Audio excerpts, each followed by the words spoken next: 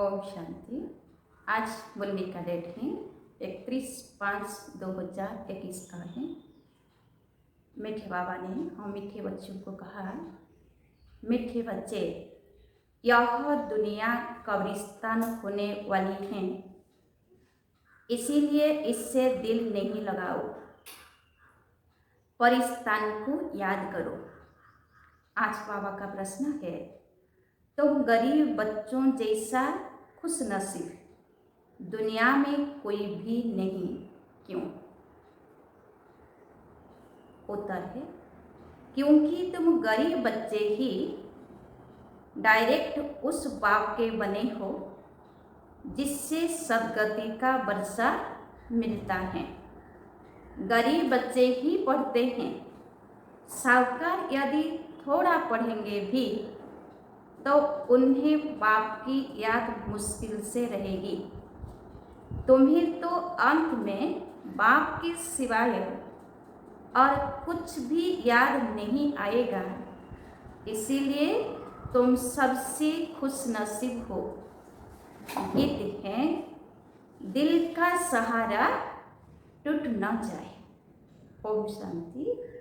बच्चों प्रति बाप समझा रहे हैं और बच्चे समझ रहे हैं कि बरूबर यह जमाना अब कब्रिस्तान बनने वाला है।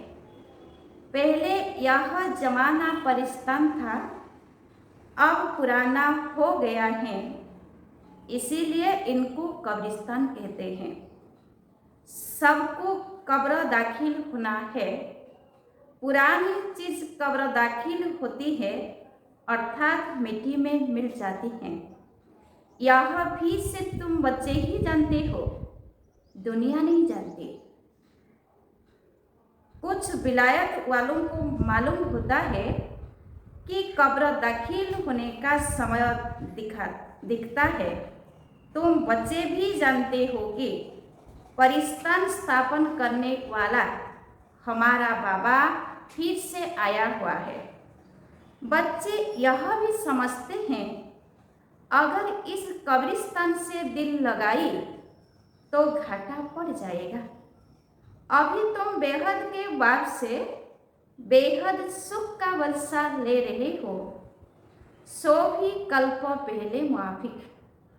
यह तुम बच्चों की बुद्धि में हर कदम रहना चाहिए, तो यही मनमना भाव है। बाप की याद में रहने से ही परिस्तानी बनेंगे। भारत परिस्तान था और खंड परिस्तान नहीं बनते हैं। यह है माया रावण का पाप, यह थोड़ा समय चलने वाला है। यह है झूठा सो, छोटी माया छोटी काया है ना। यह पिछाड़ी का भवका है, इनको देखकर समझते हैं स्वर्ग तो अभी है, पहले नर्क था। बड़े बड़े मकान बनाते रहते हैं, यह 100 वर्ष का शो है। टेलीफोन, बिजली, एरोप्लेन आदि यह सब 100 वर्ष के अंदर बनते हैं।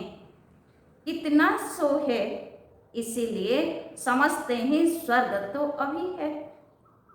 देहली पुरानी क्या थी, अभी नई देहली कैसे अच्छी बनी है। नाम ही रखा है न्यू दिल्ली। बापूजी चाहते थे नई दुनिया, राम राज्य हो, परिस्तान हो। यह तो टेम्परेरी पाप है।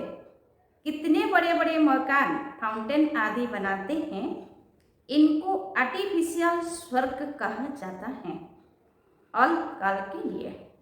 तुम जानते हो इनका नाम कोई स्वर्ग नहीं है, इनका नाम नर्क है। नर्क का भी एक शो है, यह है अल्पकाल का शो। यह अभी गया कि गया। अब बाप बच्चों को कहते हैं, एक तो शांति धाम को याद करो। सब मनुष्य मात्र शांति को ढूंढते रहते हैं, कहाँ से शांति मिलेगी? अब यह सवाल तो सारी दुनिया का है कि दुनिया में शांति कैसे हो। मनुष्यों को यह पता नहीं कि हम सब वास्तव में शांति धाम में रहने वाले हैं। हम आत्माएं शांति धाम में शांत रहती हैं, फिर यहाँ आती हैं 8 बजाने। सो भी तुम बच्चों को मालूम है, अभी तुम पुरुषार्थ कर रहे हो सुख धाम जाने भाया शांति धाम। हर एक की बुद्धि में है हम आत्माएं अभी जाएंगे अपने घर शांति धाम। यहाँ तो शांति की बात हो नहीं सकती, यह है ही दुख धाम। सत्युग पावन दुनिया, कलयुग है पतित दुनिया। इन बातों की समझ अभी तुम बच्चों को आई है। दुनिया वाले तो कुछ भी नहीं जानते हैं। तुम्हारी बुद्धि में आया है बेहद का बाप हमको सृष्टि चक्र के आदि मध्य अंत का राज समझाते हैं। फिर कैसे स्थापक आकर धर्म स्थापन करते हैं। अब सृष्टि में कितने अथाह मनुष्य है, भारत में भी बहुत हैं। भारत जब स्वर्ग था तब बहुत साहूकार थे और कोई धर्म नहीं था। तुम बच्चों को रोज रिफ्रेश किया जाता है, बाप और वर्षे को याद करो। भक्ति मार्ग में भी यह चला आता है। हमेशा अंगुली दिखाते हैं कि परमात्मा को याद करो। परमात्मा अथवा अल्लाह वहाँ है, परंतु सिर्फ ऐसे ही याद करने से कुछ होता थोड़े ही है। उनको यह भी पता नहीं है कि याद से क्या फायदा होगा, उनके साथ हमारा क्या संबंध है, जानते ही नहीं। दुख के समय पुकारते हैं, हे राम, आत्मा याद करती है, परंतु उनको यह पता नहीं है कि सुख शांति किसको कहा जाता है। तुम्हारी बुद्धि में आता है कि हम सब एक बाप की संतान है, तो फिर दुख क्यों होना चाहिए। बेहद के बाप से सदा सुख का वर्षा मिलना चाहिए। यह भी चित्र में क्लियर है। भगवान है ही स्वर्ग की स्थापना करने वाला हेवनली गॉडफादर। वह आते भी भारत में ही है, परंतु यह कोई समझते नहीं है। देवी देवता धर्म की स्थापना जरूर संगम पर ही होगी, सतयुग में कैसे होगी, परंतु यह बातें दूसरे धर्म वाले जानते नहीं। यह तो बाप ही नॉलेजफुल है, समझाते हैं। आदि सनातन देवी देवता धर्म कैसे स्थापन हुआ। सतयुग की आयु लाखों वर्ष कहने से बहुत दूर कर देते हैं। तुम बच्चों को चित्रों पर ही समझाना है। भारत में इन लक्ष्मी नारायण का राज्य था। इन्होंने कैसे कब यह राज्य पाया यह नहीं जानते, सिर्फ कहते हैं यह सतयुग के मालिक थे। उनके आगे जाकर भीख मांगते हैं तो अल्पकाल के लिए कुछ न कुछ मिल जाता है। कोई दान पुण्य करते हैं, उनको भी अल्पकाल के लिए फल मिल जाता है। गरीब पंचायत के मुखी को भी इतनी ही खुशी रहती है जितनी साहूकार मुखी हो। गरीब भी अपने को सुखी समझते हैं। बॉम्बे में देखो गरीब लोग कैसे कैसे स्थानों पर रहते हैं। तुम बच्चे अभी समझते हो भल करोड़पति हैं, परंतु कितने दुखी है। तुम कहेंगे हमारे जैसा खुशनसीब और कोई नहीं। हम डायरेक्ट बाप के बने हैं, जिससे सदगति का वर्षा मिलता है। बड़े बड़े आदमी कभी भी उच्च पद पा न सके। जो गरीब हैं वह साहूकार बन जाते हैं। पढ़ते तुम हो, वह तो अनपढ़ है। करके थोड़ा पढ़ेंगे भी तो भी बाप की याद में रह नहीं सकते। अंत में तुमको सिवाय बाप के और कुछ भी याद नहीं रहना है। जानते हो यह सब कब्रिस्तान होना है। बुद्धि में रहना चाहिए। यह जो हम धंधा आदि करते हैं थोड़े समय के लिए हैं, धनवान लोग धर्मशालाएं आदि बनाते हैं, वह कोई धंधे के लिए नहीं बनाते हैं। जहाँ तीर्थ वहाँ धर्मशालाएं नहीं हो तो कहाँ रहे। इसीलिए साहूकार लोग धर्मशालाएं बनाते हैं, ऐसे नहीं कि व्यापारी लोग आकर व्यापार करें। धर्मशाला तीर्थ स्थानों पर बनाई जाती हैं। अब तुम्हारा सेंटर बड़े से बड़ा तीर्थ है। तुम्हारे सेंटर जहाँ जहाँ हैं वे बड़े से बड़े तीर्थ हैं, जहाँ से मनुष्य को सुख शांति मिलती है। तुम्हारी यह गीता पाठशाला बड़ी है, यह सोर्स ऑफ इनकम है, इससे तुम्हारी बहुत आमदनी होती है। तुम बच्चों के लिए यह भी धर्मशाला है, बड़े से बड़ा तीर्थ है। तुम बेहद के बाप से बेहद का वर्षा लेते हो। इस जैसा बड़े से बड़ा तीर्थ कोई होता नहीं। उन तीर्थों पर जाने से तो तुमको कुछ भी मिलता नहीं है, यह भी तुम समझते हो। भक्त लोग बड़े प्रेम से मंदिर आदि में शरणामृत लेते हैं, समझते हैं उनसे हमारा हृदय पवित्र हो जाएगा, परंतु वह तो पानी है। यहाँ तो बाप कहते हैं मुझे याद करो तो वर्षा मिलेगा। अभी बेहद के बाप से तुमको अविनाशी ज्ञान रत्नों का खजाना मिलता है।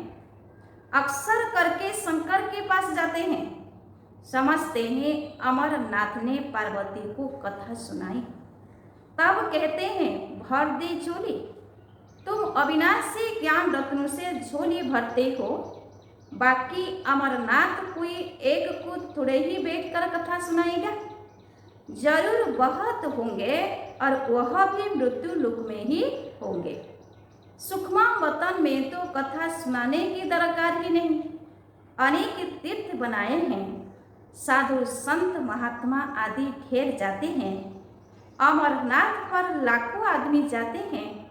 कुंभ के मेले पर गंगा स्नान करने सबसे सस्ती जाते हैं, समझते हैं हम पावन बनेंगे। वास्तव में कुंभ का मेला यह है। वह मेले तो जन्म जन्मांतर करते आए, परंतु बाप कहते हैं इससे वापिस अपने घर कोई भी जा नहीं सकते, क्योंकि जब आत्मा पवित्र बने तब जा सके। परंतु अपवित्र होने के कारण सबके पंख टूटे हुए हैं। आत्मा को पंख मिले हैं। योग में रहने से आत्मा सबसे तीखी उड़ती है। कोई का हिसाब किताब लंदन में अमेरिका में होगा तो झट उड़ेंगे, वहाँ सेकंड में पहुँच जाते हैं। लेकिन मुक्ति धाम में तो जब कर्मातीत हो तब जा सके, तब तक यहाँ ही जन्म मरण में आते हैं। जैसे ड्रामा टिक टिक हो चलता है, आत्मा भी ऐसे है। टिकी हुई यह, टिक हुई यह गई, इन जैसी तिखी और कोई चीज होती नहीं। ढेर की ढेर सब आत्माएं मूल वतन में जाने वाली हैं। आत्मा को कहाँ का कहाँ पहुँचने में देरी नहीं लगती है। मनुष्य यह बातें समझते नहीं है। तुम बच्चों की बुद्धि में आता है कि नई दुनिया में जरूर थोड़ी आत्माएं होंगी और वहाँ बहुत सुखी होंगे। वही आत्माएं अब 84 जन्म भोग बहुत दुखी हुई है। तुमको सारे चक्र का मालूम पड़ा है। तुम्हारी बुद्धि चलती है और कोई मनुष्य मात्र की बुद्धि नहीं चलती। प्रजापिता ब्रह्मा भी गाया हुआ है। कल्प पहले भी तुम ऐसे ही ब्रह्मा कुमार कुमारी बने थे। तुम जानते हो कि हम प्रजापिता ब्रह्मा के बच्चे हैं। हमारे द्वारा बाबा स्वर्ग की स्थापना करा रहे हैं। जब नंबर वार पुरुषार्थ अनुसार लायक बन जाएंगे तो फिर पुरानी दुनिया का विनाश होगा। त्रिमूर्ति भी यहाँ ही गाया हुआ है। त्रिमूर्ति का चित्र भी रखते हैं, उसमें शिव को दिखाते नहीं। कहा भी जाता है ब्रह्मा द्वारा स्थापना कौन कराते हैं? शिव बाबा। विष्णु द्वारा पालना तुम ब्राह्मण अभी लायक बन रहे हो देवता बनने के लिए। अभी तुम वह पाठ बजा रहे हो, कल्प के बाद फिर बजाएंगे। तुम पवित्र बनते हो, कहते हो बाबा का फरमान है, काम रूपी शत्रु को जीतो, मामेकम याद करो। बहुत सहज है। भक्ति मार्ग में तुम बच्चों ने बहुत दुख देखे हैं, करके थोड़ा सुख है तो भी अल्पकाल के लिए। भक्ति में साक्षात्कार होता है सो भी अल्पकाल के लिए।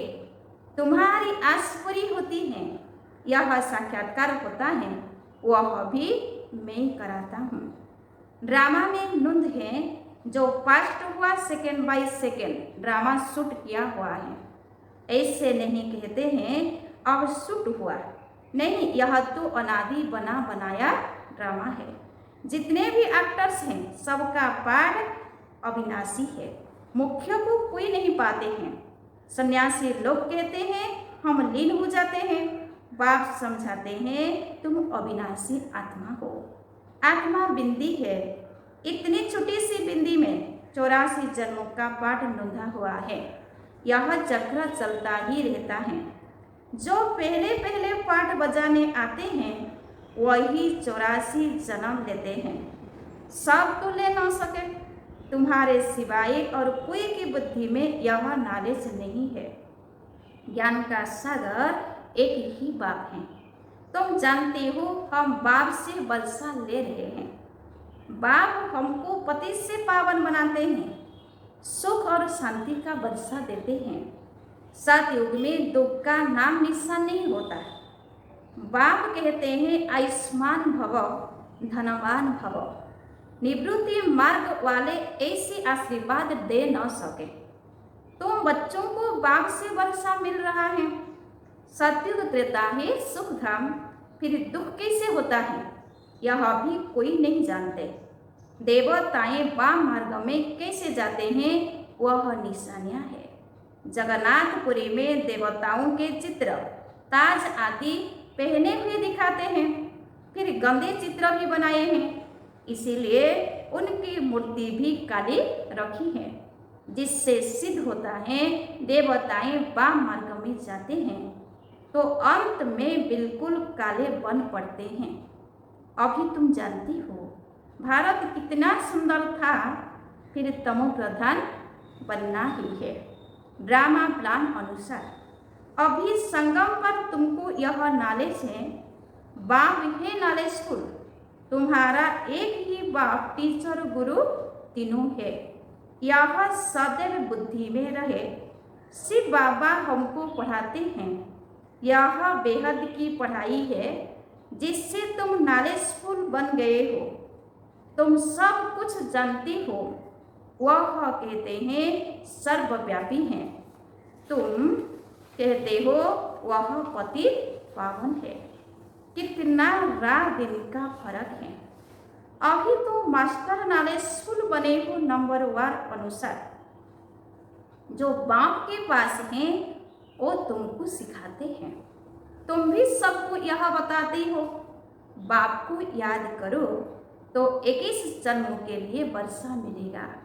अच्छा, मीठे मीठे सिके लधे बच्चों प्रति माता पिता बाप दादा का याद प्यार और गुड मॉर्निंग।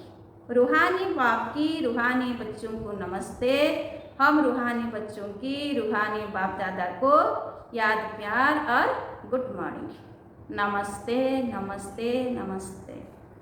धारणा के लिए मुख्य सार नंबर 1, स्वयं रिफ्रेश रहकर औरों को रिफ्रेश करने के लिए बाप और वर्षी की याद में रहना है और सबको याद दिलाना है।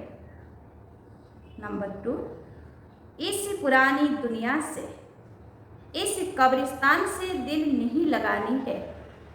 शांति धाम सुख धाम को याद करना है।